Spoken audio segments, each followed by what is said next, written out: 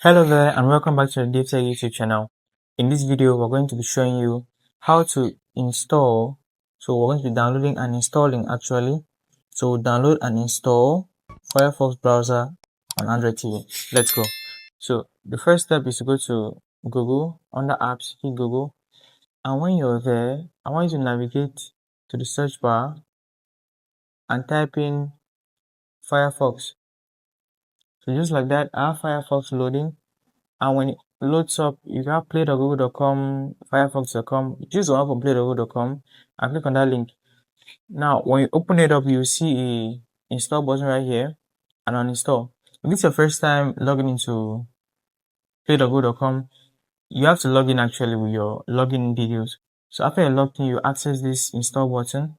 In my case, it's an open button because I already have the app installed. So when the app is done installing, it will be available in app library. You will download and install, and you have your app library, or you could access it from here with the open button. So when I click the open button, you can find the app here ready to use. So that is it. That's how to download and install Firefox browser on Android TV. If you found that insightful, hit the like button, subscribe to the channel, and I'll see you in the next video.